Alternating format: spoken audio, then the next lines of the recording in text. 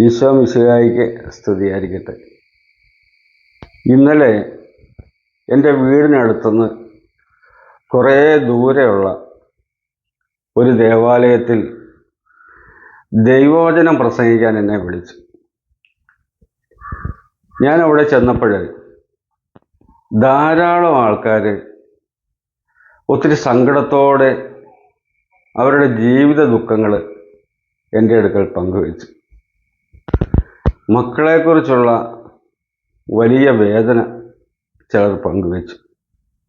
ജീവിത പങ്കാളിയുടെ വഴിതെറ്റിയ ജീവിതത്തെക്കുറിച്ച് പലരും പറഞ്ഞു. മക്കൾക്ക് ജോലിയില്ലാത്തതും മക്കളുടെ വിവാഹം നടക്കാത്തതും കുഞ്ഞുങ്ങളുണ്ടാകാത്തതും സാമ്പത്തിക കടഭാരത്തെക്കുറിച്ചൊക്കെ ധാരാളം പേര് പറഞ്ഞു.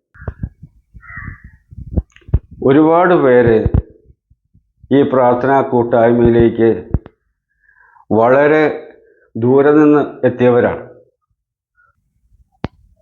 അവരെ കണ്ടപ്പോൾ ഈശോ പറഞ്ഞ ഒരു തിരുവചനം എനിക്ക് ഓർമ്മ വന്നു.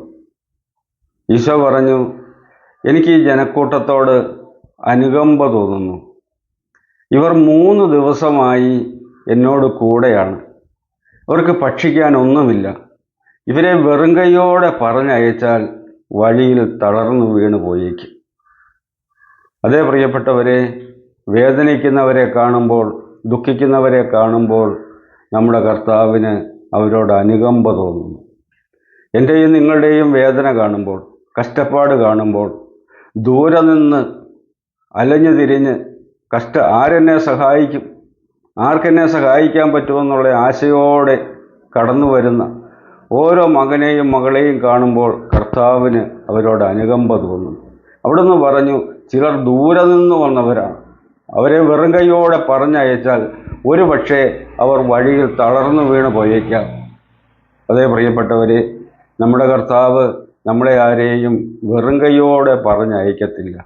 ദൈവവചനം കേൾക്കാനായി 3 ദിവസമായി കർത്താവിൻ്റെ പുറകെ വന്ന മക്കളോട് അവിടുന്ന് അനുകമ്പ തോന്നുന്നു. ഇവിടെ ഒരു കാര്യം പ്രത്യേകം ശ്രദ്ധിക്കേണ്ടതുണ്ട്. ആരോടാണ് കർത്താവിന് അനുകമ്പ തോന്നിയത്? തൻ്റെ പുറകെ വന്ന വലിയൊരു ജനക്കൂട്ടത്തോട്, അത് ദൈവവചനം കേൾക്കാൻ വന്നവരോട്.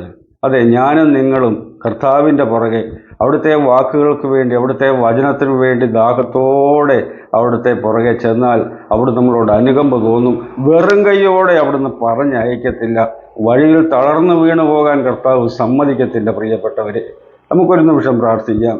കാരുണ്യസ്വരൂപനായ നല്ല ദൈവമേ, വേദനയോടെ കണ്ണുനീരോടെ ജീവിതത്തിലായിരിക്കുന്ന മക്കൾ, ആരും സഹായിക്കാനില്ലാത്തവർ, ആർക്കും സഹായിക്കാൻ പറ്റാത്തവർ, അങ്ങനെയുള്ള മക്കളെ ഈശോയെ അങ്ങയുടെ കരങ്ങളിൽ സമർപ്പിക്കുകയാണ്. അവരോട് അനുകമ്പ തോന്നണമേ, അവരോട് മനസ്സലിവ് തോന്നണമേ. അവരുടെ വേദനകളിലേക്ക്, കഷ്ടതകളിലേക്ക് കടന്നു വരണമേ.